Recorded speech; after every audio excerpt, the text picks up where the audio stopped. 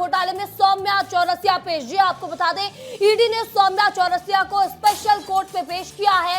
ED ने सौम्या चौरसिया की 3 दिन की रिमांड मांगी है। तो पूछताछ के लिए ईडी ने 3 दिन की रिमांड मांगी और कल पूछताछ के बाद ईडी ने गिरफ्तार किया था सौम्या चौरसिया को। के श्रीवास्तव से जो तथ्य मिले हैं इसके आधार पर फिर एक बार गिरफ्तारी की गई है। तो बड़ी खबर आपको बता रहे हैं रायपुर से, जहां शराब घोटाला मामले में सौम्या चौरसिया को पेश किया। ईडी ने सौम्या को स्पेशल कोर्ट में पेश किया है। तो ईडी ने सौम्या चौरसिया की 3 दिन की रिमांड मांगी है। पूछताछ के लिए ईडी ने 3 दिन की रिमांड मांगी है और कल पूछताछ के बाद ईडी ने गिरफ्तार किया था के श्रीवास्तव से। तथ्य के आधार पर जो मिले, यहाँ पर तथ्य मिले हैं, उसी के आधार पर गिरफ्तारी की गई है। तो बता दें कि ईडी ने आज 3,200 करोड़ रुपए के शराब घोटाले के मामले में गिरफ्तार निलंबित अधिकारी सौम्या चौरसिया को ईडी स्पेशल कोर्ट में पेश किया है। तो इससे कल यानी 16 दिसंबर को पूछताछ के बाद ईडी ने सौम्या चौरसिया को गिरफ्तार किया था और ईडी ने उनसे अब आगे की पूछताछ के लिए रिमांड पर लेने के लिए स्पेशल कोर्ट में उन्हें पेश किया है। और बता दें कि ईडी ने 3 दिन की रिमांड मांगी है। के श्रीवास्तव से मिले तथ्यों के आधार पर गिरफ्तारी हुई सौम्या चौरसिया से। ईडी की पूछताछ में और भी बड़े बड़े खुलासे हो सकते हैं।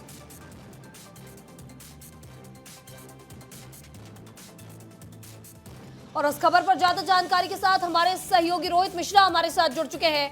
रोहित, सौम्या चौरसिया की कल रात गिरफ्तारी होती है और आज स्पेशल कोर्ट में पेश कर 3 दिन के रिमांड पर मांगने की बात कही जा रही है। फिलहाल क्या कुछ अपडेट है वहां पर?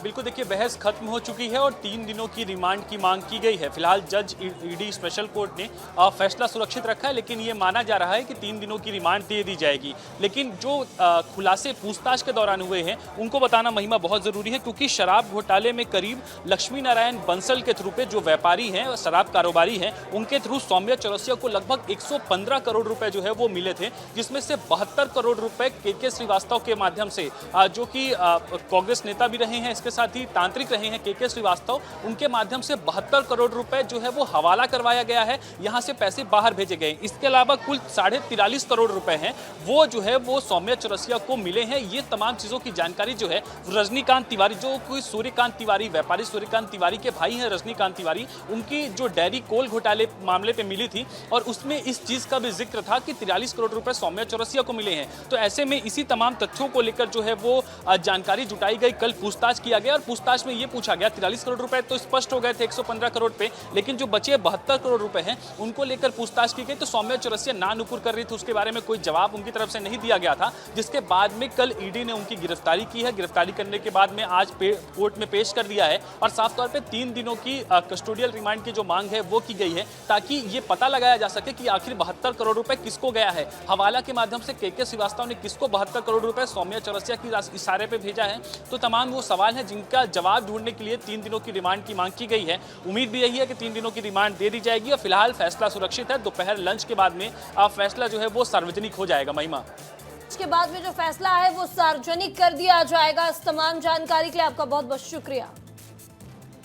तो बड़ी खबर आपको बता रहे हैं और ये तस्वीरें भी आपको दिखा रहे हैं, जहां सौम्या चौरसिया को लेकर 3 दिन की ईडी ने रिमांड की मांग की है। बता दें कि के श्रीवास्तव से जो भी तथ्य मिले थे इसके आधार पर एक बार फिर गिरफ्तारी हुई सौम्या चौरसिया से।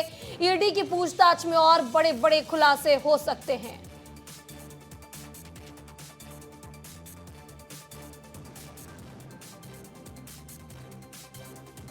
तो इस वक्त की बड़ी खबर आपको बता रहे हैं और ये तस्वीरें भी देखिए, कल रात की पहली तस्वीर, जहां सौम्या चौरसिया से पूछताछ करने के बाद उनकी गिरफ्तारी होती है और आज सुबह उन्हें स्पेशल कोर्ट में पेश किया गया है।